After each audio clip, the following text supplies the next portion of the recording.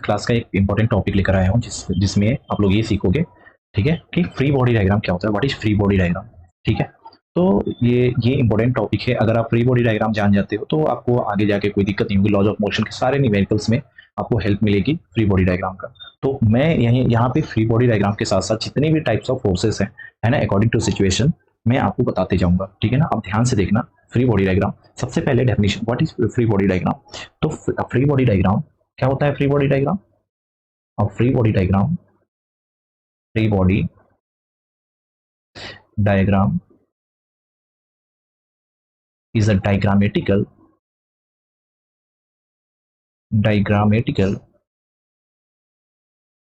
representation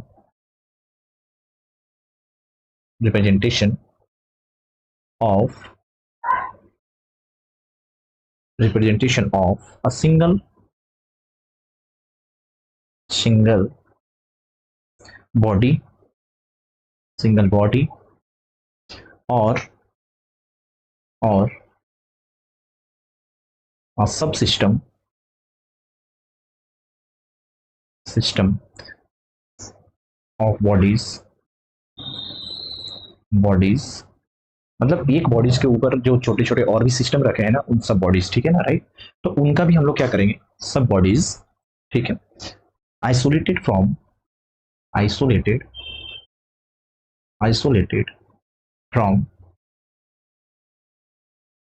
its surrounding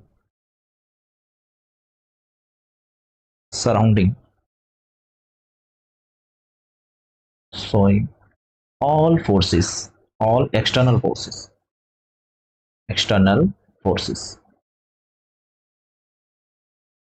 acting on it,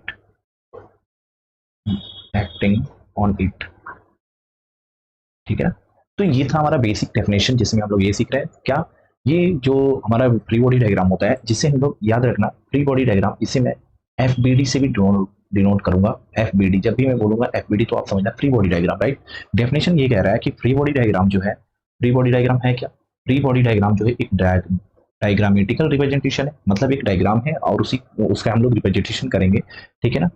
चाहे वो कोई सिंगल बॉडी हो या सिंगल बॉडी के ऊपर रखे हुए सब बॉडीज जो भी हो, ठीक है ना, उनके सराउंडिंग में लगने वाले सभी एक्सटर्नल फोर्स जो अप्लाई हो रहे हैं, उनको एक पिक्चर के थ्रू, डायग्राम के थ्रू या ग्राफ के थ्रू दिखाना ही हमें हमारा क्या कहलाता है, फ्री बॉडी डायग्राम। ठीक है, उम्मीद है आपको डेफिनेशन समझ में आ गई होगी, राइट। जैसे एक एग्जांपल में बात करता हूँ, पहले मैं आज पूरी बातें जिस पे भी होगी वो सभी हमारे फ्री बॉडी डायग्राम पे ही होगी, ठीक है। जैसे मैंने एक ऑब्जेक्ट लिया ही, ठीक है, और मैं एक और लाइन ड्रॉ कर लेता हूँ, जैसा कि आप देख पा रहे हो, और ये है हमारा फ्री बॉडी डायग्राम, ठीक है। अब फ्री बॉडी डायग्राम में आप देखोगे कि ये देखो, ये मैंने बना दिया एक सरफेस के लिए एक लाइन और, ठीक है, और इसके नीचे मैंने ऐसे ऐसे हैज कर दिया, जिसे हम लोग क्या बोलते हैं, सरफेस, राइट। तो सबसे पहले इंपॉर्टेंट चीजें ये है कि आपको ये पता होना चाहिए कि हम, सबसे टर्म्स बहुत इंपॉर्टेंट है कि सब नीचे वाले इसे हम क्या कहते हैं, आइए देखते हैं, से हम लोग क्या कहेंगे, ठीक है ना। तो नीचे वाले को हम लोग क्या बोलेंगे, बताओ, सरफेस, ठीक है। ये हमारे लिए क्या हो गया, बॉडी या ऑब्जेक्ट, बॉडी या ऑब्जेक्ट, ठीक है। और इसके पास कुछ ना कुछ मास होगा, राइट, ठीक है ना। अब मैं देखो, जरा ध्यान से देखते जाना, मैं ऊपर की तरफ थोड़ा सा बढ़ते जा रहा हूँ, और देखो जरा यहाँ पे आपको देखने में लग रहा है कि ये इसके पास अगर मास है, राइट, इसके पास मास है, तो मास जब भी याद रखना कि जब भी हम FBD इसका ड्रॉ करूंगा, ठीक है ना, तो FBD जब भी ड्रॉ करेंगे तो सबसे पहले इस मास को एक पॉइंट की तरह कंसीडर करेंगे। और फिलहाल अभी देखिए कि M मास के, हमेशा याद रखना कि नीचे की तरफ एक फोर्स लगता है जो ग्रेविटेशन फोर्स होता है, जिसे वेट कहते हैं, जो mg के बराबर होता है।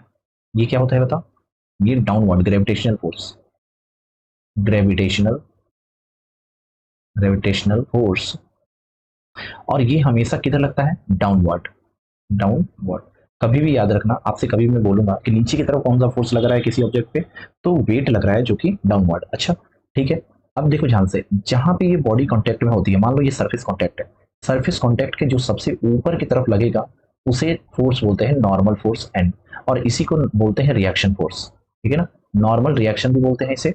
एन को क्या बोला जाता है बताओ, एन जो है ये नॉर्मल नॉर्मल फोर्स, और इसी को हम लोग नॉर्मल रिएक्शन भी कहते हैं। क्या बोलते हैं बताओ, नॉर्मल नॉर्मल रिएक्शन फोर्स, ठीक है ना, याद रहेगा। और सबसे पहली चीज इस एन की जो खास बात ये है कि ये क्या करता है, ये जो है ना, ये ये हमें हमारे लिए क्या करेगा बताओ, ये हमेशा जो है अपवर्ड लगता है। किधर लगता है? अपवर्ड, यानी ऊपर की डायरेक्शन में लगता है हमेशा। तो दो फोर्स हमने देखा, एक देखा मैंने कि अगर कोई ऑब्जेक्ट रेस्ट में रखा हुआ है, अगर कोई ऑब्जेक्ट रेस्ट में रखा हुआ है तो हमने क्या देखा कि अगर कोई ऑब्जेक्ट रेस्ट में रखा हुआ है तो दो फोर्सेस लग रहे हैं वहां पे। क्या लग रहे हैं बताओ? दो फोर्सेस लग रहे हैं। तो फिर से एक बार देखते हैं, रेस्ट में रखा हुआ है और उसमें कोई नहीं लग रहा है तो मिनिमम दो फोर्स लगेंगे ही लगेंगे, है ना। ये हमारे पास फोर्स है। और ये थोड़ी सी मैं लाइन को एक्सटेंड कर दे रहा हूँ ताकि मैं सरफेस को दिखा सकूं। ये हमारा सरफेस है, ठीक है ना। मैंने क्या बोला कि अगर कोई फोर्स ऑब्जेक्ट रखा हुआ है तो उसमें दो ही प्रकार के फोर्स लगेंगे, एक ये हमारा नॉर्मल की तरफ और एक डाउनवर्ड फोर्स लगेगा जो mg लगेगा, जिसे हम लोग वेट बोलते हैं, ठीक है। अगर मैं इसी चीज को ऐसे कर दूं, ध्यान से देखना, इधर की तरफ एक फोर्स लगाता हूं एफ अप्लाइड। क्या लगाते हैं? Applied force. तो अप्लाइड फोर्स लगाया मैंने, तो अप्लाइड फोर्स लगाया तो मैं ऑब्जेक्ट हमारी किधर की तरफ एक्सेलेट होगी? ऊपर। एक्सेलेशन हमारी ऑब्जेक्ट की इधर हो जाएगी, बोलो, हो जाएगी राइट। तो जब एक्सेलेशन हमारी इधर की तरफ हो जाएगी तो जैसे ही एक्सेलेशन हो जाएगा, अगर ये सरफेस, ध्यान से सुनना, अगर ये सरफेस स्मूथ हुआ तो यहाँ पे no friction force apply, no friction friction force. तो यहाँ पे कोई भी फ्रिक्शन फोर्स, अगर स्मूथ सरफेस हो जाएगा तो कोई भी फ्रिक्शन नहीं होगा due to zero coefficient of friction, due to mu की वैल्यू कोफिशिएंट ऑफ फ्रिक्शन क्या होगा? जीरो। क्लियर बात समझ में आई? यानी स्मूथ। अब ये यहाँ पे क्या हो जाएगी इस कंडीशन में, जिधर खींचोगे ये स्लीपिंग कंडीशन कहलाएगी, है ना। याद रखना ये स्लीपिंग कंडीशन कहलाती है, स्लीपिंग कंडीशन, राइट। अब देखो, लेकिन अगर मैंने बोला कि मेरे पास एक ऑब्जेक्ट है, अब मैंने एक नॉर्मल रखा फोर्स, ध्यान से देखो, अगर ये फोर्स है और नीचे जो सरफेस है, ध्यान से देखना, अगर नीचे फोर्स है, मैंने इधर एक फोर्स लगा दिया, जब इधर खींचेंगे तो ऑब्जेक्ट हमारी इधर की तरफ एक्सेलेट करेगी, ठीक है। तो जब एक्सेलेट करेगी तो नीचे इस सरफेस कॉन्टेक्ट में ना, पता है, सरफेस कॉन्टेक्ट में एक फ्रिक्शन फोर्स लगेगा एफ, ठीक है। तो अब देखना, मैं अब यहाँ से फ्री बॉडी डायग्राम स्टार्ट करूंगा मैं। तो यहाँ पे अब देखो, सबसे पहले मैंने बोला कि ये तो अप्लाइड हो गए, दो एक्सटर्नल फोर्सेस आ गए, लेकिन दो इनविजिबल होते हैं जो आपको पता होना चाहिए कि एक नीचे की तरह हमेशा लगेगा सरफेस के कॉन्टेक्ट में वेट जो mg के बराबर है, और इसी के अपोजिट अपवर्ड डायरेक्शन में लगेगा नॉर्मल रिएक्शन फोर्स। तो आप देख पा रहे होगे कि हमने क्या किया कि एक रिएक्शन फोर्स दिखा दिया, लेकिन अब इसी ऑब्जेक्ट का हमने क्या खींचना है? F B D. क्या खींचेंगे बताओ? एफ बी डी कैसे खींचेंगे? तो सबसे पहले एफ बी डी बनाते समय याद रखना, सबसे पहला स्टेप, जो ऑब्जेक्ट या सिस्टम है उसे पॉइंट की तरह कंसीडर करेंगे। जो ऑब्जेक्ट है, ये इतना बड़ा जो ऑब्जेक्ट देख रहा है आपने, ये ऑब्जेक्ट देख रहे हो, ये इस ऑब्जेक्ट को एक पॉइंट की तरह कंसीडर करेंगे, है ना। एक पॉइंट की तरह कंसीडर किया, राइट। अब इस ऑब्जेक्ट पे पॉइंट की तरह कंसीडर करने के बाद हम ये देखेंगे कि हॉरिजॉन्टल डायरेक्शन में कितने लग रहे हैं फोर्स। तो हॉरिजॉन्टल डायरेक्शन में विथ डायरेक्शन, राइट। मैं क्या बोल रहा हूँ, हॉरिजॉन्टली जब भी करेंगे तो हम विथ डायरेक्शन हम देखेंगे। तो पहले मैं हॉरिजॉन्टल को, जो भी हॉरिजॉन्टल फोर्सेस होंगे हम येलो कलर में दिखाने वाले हैं। देखो जरा, एक फोर्स ऐसे लग रहा है जो कि ये हुआ एफ, क्लियर। इसी के अपोजिट डायरेक्शन में एक हमारा कौन लग रहा है? Frictional force. तो हॉरिजॉन्टल वाले फोर्स हमारे एफ हो गए, क्लियर ना, दोनों फोर्स हो गए। अब हम वर्टिकल में आते हैं। तो वर्टिकल को मैं कोई अलग कलर से दिखाता हूँ मैं, ठीक है। तो जरा देखना आप, इससे देखो। तो अब देखना, जब वर्टिकल की बात करते हैं तो वर्टिकल में किधर आएगा? नीचे की तरफ आया कौन? ये ब्लू कलर में देखो, वेट हो गई जो mg के बराबर है। और ये ऊपर की तरफ जो लग रहा है, ये क्या हो गया? ऊपर की तरफ नॉर्मल रिएक्शन। तो मैं पूछूंगा कि बताओ इस पॉइंट पे, ये जो हमारा ये पॉइंट है ना, यही पॉइंट, ये हमारा ऑब्जेक्ट है या सिस्टम है, यानी इस ऑब्जेक्ट पे अप्लाई होने वाले चारों सराउंडिंग फोर्सेस। तो कितने टाइप्स ऑफ फोर्स लगे बताओ? पहला फोर्स बताओ कौन सा लगा? पहला एफ अप्लाइड, ठीक है ना, एफ अप्लाइड। दूसरा फोर्स कौन सा लगा? और इसके अपोजिट डायरेक्शन में फ्रिक्शनल फ्रिक्शनल फोर्स, जो कि स्मॉल एफ से डिनोट करेंगे, फ्रिक्शनल फोर्स। तीसरा कौन सा फोर्स लगा? नॉर्मल, एन हो गया, ठीक है। और चौथा कौन सा फोर्स लगा? ग्रेविटेशनल फोर्स, वेट, है ना, वेट जिसको बोलते हैं, राइट। इतनी बातें आपको समझ में आ गई, ठीक है। अब नेक्स्ट ऊपर देखते हैं। तो ये हो गई आपकी इसकी, ठीक है ना। अब कुछ एग्जांपल, अब एग्जांपल नंबर टू नंबर, ठीक है। देखना दूसरा एग्जांपल, देखना अगर मान लो कोई सिस्टम ऐसा है, ये हमारी दीवार है, और एक और यहाँ पे ऐसे कर देता हूँ सिस्टम को, ठीक है, और ये रहा ऐसा, ठीक है। और एक मैं यहाँ पे ऑब्जेक्ट एम मास का क्या कर देता है, हिंज कर दिया। क्लियर ना? ऐसा ऑब्जेक्ट है, सिर्फ हमें क्या करना है, इसका फ्री बॉडी डायग्राम खींचना है, फ्री बॉडी डायग्राम खींचना है, एफबीडी, इसका हमें एफबीडी बनाना है बस, एफबीडी। ठीक है, तो आइए एफबीडी बनाते हैं। तो सबसे पहला काम आपको एफबीडी बनाते समय ये याद रखना कि आपको किसी एक पॉइंट को कंसीडर करो जहां पे सारे फोर्स लग रहे हैं। यहाँ पे कंसीडर कर लिया मैंने, और सबको ध्यान से सुनना। अब ये स्ट्रिंग से बंधा हुआ है, ये स्ट्रिंग से ये हिंज किया हुआ है, लेकिन ये स्ट्रिंग है। तो स्ट्रिंग पे याद रखना कि जब स्ट्रिंग या कोई रोप हो, ये हमारा क्या है, स्ट्रिंग, स्ट्रिंग, और इसी को बोल सकते हैं रोप। रोप मतलब रस्सी वगैरह कुछ भी बंधा हुआ है। तो आप याद रखना कि इस पॉइंट से अगर देखा जाए नीचे की तरफ मास लग रहा है, मैं बोल सकता हूँ कि इस मास की वजह से नीचे वेट लग रहा होगा, जो mg लग रहा होगा। क्लियर ना? एक तरह का फोर्स है ग्रेविटेशनल। अच्छा, एक नया फोर्स इंट्रोड्यूस कर रहा हूं मैं यहाँ पे, जिसका नाम है टेंशन फोर्स। क्लियर? तो यहाँ पे हमेशा याद रखना कि टेंशन फोर्स हमेशा लगता है किसी पॉइंट पे, अगर आप ऑब्जर्व कर रहे हो तो उस पॉइंट से दूर की तरफ ऐसे लगेगा टेंशन। और अगर मैं इस पॉइंट पे बैठ के देखूं तो टेंशन यहाँ से इधर की डायरेक्शन में लगेगा, मतलब टेंशन फोर्स टी। सिमिलरली इधर भी ऐसे और ऐसे, यहाँ भी टेंशन टी। तो मान लिया मैंने कि ये टेंशन T1 है और यहाँ टेंशन T2। क्लियर ना? क्योंकि डिफरेंट डिफरेंट रूप रहेंगे तो डिफरेंट टेंशन होंगे। क्लियर ना? अब सुनो जरा, अब यहाँ पे मास लग रहा है, तो इस मास की वजह से यहाँ पर भी एक कॉन्टेक्ट में तो नहीं है, तो नॉर्मल फोर्स तो अप्लाई नहीं करेंगे, तो ये भी स्ट्रिंग से लटका हुआ है। तो ये भी टाइम यहाँ पे, अगर मैं ऑब्जेक्ट पे बैठ के देखता हूँ तो tension away from the object. Always tension किधर लगता है बताओ? Away from the object. तो मैं आपको यहाँ भी बता देता हूँ कि टेंशन फोर्स क्या होता है। टेंशन जो होता है वो हमेशा क्या होता है, away from, away from apply, away from object या सिस्टम, किसी ऑब्जेक्ट या सिस्टम से दूर। तो मैं अगर इसका एफबीडी खींचूं तो मैं इस पॉइंट को पकड़ लूं, तो ध्यान से देखना, एक पॉइंट लिया मैंने, नीचे की तरफ कौन लग रहा है, mg लग रहा है। देखो यहाँ पे mg लग रहा है कि नहीं, यही mg तो है जो t के बराबर यहाँ पे इस रोप में। अच्छा, इस साइड में देखो जरा, इधर भी एक टेंशन T2 लग रहा है। देखो यहाँ पे ये T2, तो मैं लिख दिया यहाँ पे T2, और इस पॉइंट को मैंने पॉइंट की तरह कंसीडर कर लिया। और इधर की तरफ जो टेंशन लग रहा है वो क्या लग रहा है, यहाँ पे लग रहा है T1। ठीक है ना? अब यहाँ पे इंक्लिनेशन था, तो ठीक है, तो यहाँ पे जब इंक्लिनेशन था तो मैं यहीं पे आपको बता देता हूँ कि अगर ये इंक्लिनेशन है, हमेशा याद रखना एक्स और वाई में कन्वर्ट करने वाले हैं हम लोग। सभी फोर्सेस को हम क्या करेंगे, हॉरिजॉन्टल और वर्टिकल करेंगे। ठीक है, तो यहाँ पे कुछ ना कुछ तो ना, तो सर ये T1 और T2 तो ना ही आपको हॉरिजॉन्टल है ना वर्टिकल है, यानी ये इंक्लाइंड है ना? ये फोर्सेस सारे क्या है, थीटा एंगल से कुछ इंक्लाइंड होंगे।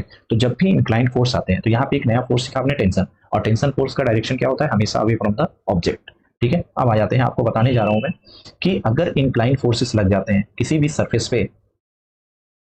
अब मैं आपको बताता हूं resolution of force, resolution of force. अब यहाँ पे ये सीखेंगे कि एक मेरे पास क्या है, थीटा एंगल से मान लो कि एक कोई टेंशन फोर्स ऐसा है, ठीक है, और ये हमारा सरफेस है, सरफेस से थीटा एंगल पे आ रहा है। तो मैं बोल सकता हूँ क्या कि एक वर्टिकल कंपोनेंट होगा, एक हॉरिजॉन्टल कंपोनेंट होगा थीटा से। तो जब थीटा एंगल से आप क्या करोगे, इस फोर्स को हॉरिजॉन्टल पे लाओगे, तो ये कौन सा कंपोनेंट बनेगा, कॉस थीटा का। याद रखना, जिसके साथ थीटा लगा होता है, जिस प्लेन के साथ थीटा लगा होगा वो कॉस थीटा, और जिसको आप रोटेट करोगे उसी को आप क्या कर देना, मल्टीप्लाई कर देना। तो मैं टी को हॉरिजॉन्टली अगर मैं नीचे की तरफ रोटेट करूंगा तो टी कॉस थीटा होगा, लेकिन इसी टी को अगर मैं ऊपर की तरफ वर्टिकली और रोटेट करूं तो ये हमें क्या दे देगा बताओ, टी कॉस साइन थीटा। क्या इतनी बातें समझ में आ गई? तो मैं आपसे पूछूंगा कि बताओ टी एक्स कितना होगा, तो आप बोलोगे सर टी कॉस थीटा। लेकिन मैं आपसे पूछूंगा टी वाई डायरेक्शन में कितना होगा, तो आप बोलोगे टी साइन थीटा। राइट? इतनी बातें समझ में आ गई आपको? तो ये हमारी टेंशन से अगर इंक्लाइन फोर्स लगा तो मैं रिजोल्यूशन करके निकाल सकता हूँ। क्लियर बात समझ में आ गई? अब आ जाते हैं कुछ पुल्ली वाले सिस्टम में, फ्री बॉडी डायग्राम कैसे बनाएंगे पुल्ली वाले सिस्टम में। जैसे नेक्स्ट आता है पुल्ली मास सिस्टम। अब इस तरह के सिस्टम में देखो क्या क्या होता है, ठीक है ना? पुल्ली मास सिस्टम में देखेंगे आप हम लोग, ठीक है ना? ठीक है, पुल्ली मास सिस्टम में क्या होगा, जैसे मान लो मेरे पास एक सिस्टम है और यहाँ पे मैंने क्या किया, एक पुल्ली लटका दिया। ठीक है, एक नीचे की तरफ और एक सेम ग्रुप है, और यहाँ पे एक मास है जिसको मैं m1, और यहाँ पे एक मास है m2। आप मुझे ये बताओगे, अब इनका मेरे को फ्री बॉडी डायग्राम खींचना है, ठीक है? तो मैं क्या करूंगा, एफबीडी खींचते समय ध्यान रखना है, एफबीडी खींचते समय क्या ध्यान रखना है, तो दोनों मास का खींचना है। राइट? तो दोनों मास का जब मुझे खींचना है तो कैसे करेंगे बताओ? तो दोनों मास का खींचने के लिए सबसे पहले उन दोनों मास को हमने ऐसे बना लेंगे। राइट? इधर बना लिया मैंने, इधर वाले के लिए m2 और इधर वाले के लिए मैं बना लेता हूँ m1। ठीक है ना? M1। अब इसको मेरे को एफबीडी बनाना है, तो सिंपल सी बात है कि ये जो स्ट्रिंग है ना, ये स्ट्रिंग है, ये स्ट्रिंग या रो है ना, स्ट्रिंग है। तो मैं सबसे पहले क्या करूंगा, पहले मैं तो टेंशन निकालूंगा। जब भी स्ट्रिंग होगा तो याद रखना वहां एक टेंशन फोर्स ऑलवेज गिवन। रोप हो, स्ट्रिंग हो, है ना, स्ट्रेच हो रहा हो, कहीं पे स्ट्रेचिंग ऑफ स्ट्रिंग हो, तो याद रखना वहां पे ऑलवेज टेंशन इन्वॉल्व। तो इस मास पे बैठ के अगर मैं टेंशन को एब्जॉर्व करूं तो tension away from the object. अगर मैं इस पुल्ली पे बैठ के देखूं, पुल्ली पे बैठ के देखता हूं, तो इसका हमेशा tension away from the object, मतलब एक ही रोप में टेंशन हमेशा क्या होते हैं, सेम होते हैं। तो ये पूरी की पूरी जो रोप है ना, जिसमें M1 और M2 बांधा हुआ है, वो दोनों के दोनों क्या है, सेम है, राइट। तो यहाँ पे कुछ सीखने वाले हैं, जरा ध्यान से देखना। ये हो गया। अब इस मास पे बैठूंगा तो टेंशन हमारा ऊपर की तरफ, इस पुल्ली से बैठ के देखूंगा तो पुल्ली से अवे, दोनों में टेंशन सेम। क्लियर।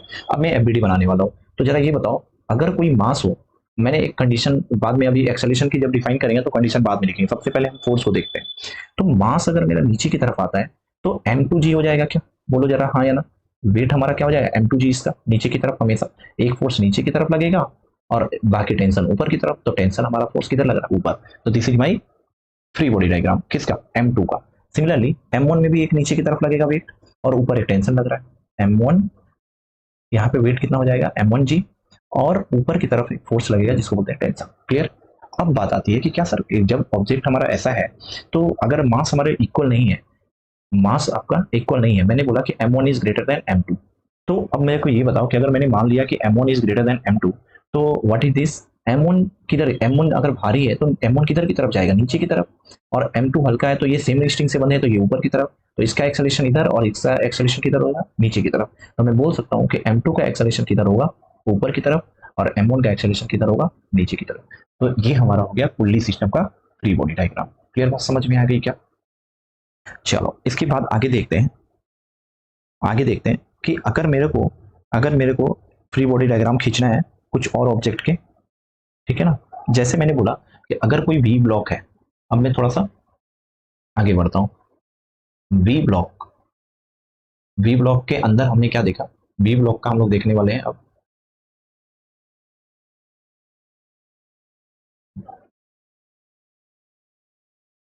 ठीक है, वी ब्लॉक का देखने वाले हैं। तो वी ब्लॉक ऐसा कुछ बना देता हूँ, ठीक है ना। इसमें वी ब्लॉक और इसी के अंदर एक सर्कल में ऐसा कोई ऑब्जेक्ट रख दिया। ध्यान से देखते जाना, बहुत इंपॉर्टेंट है, ठीक है।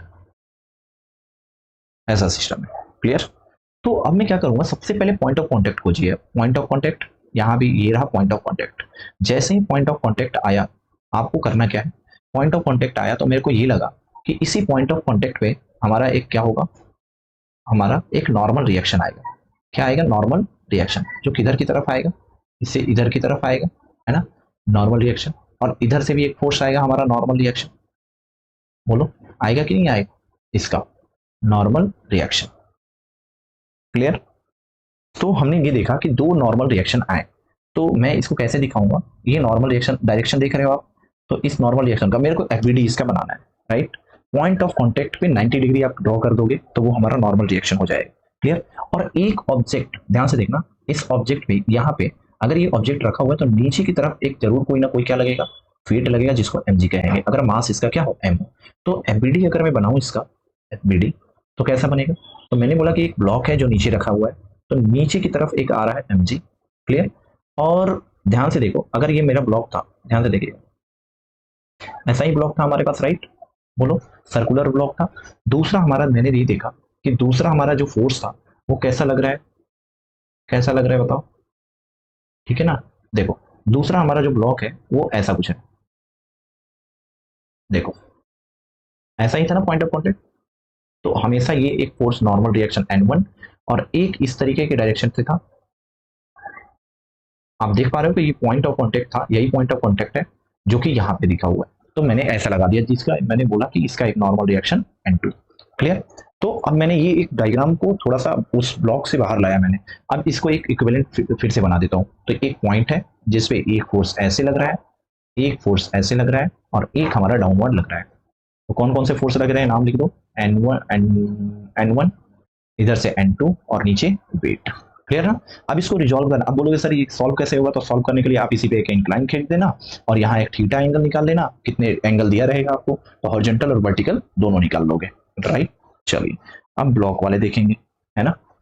तो उम्मीद है कि इतना आपको फ्री बॉडी डायग्राम समझ में आया होगा, ठीक है ना। चलो बाकी के फ्री बॉडी डायग्राम और भी देखेंगे, एक क्लास और लेके आऊंगा मैं, ठीक है ना।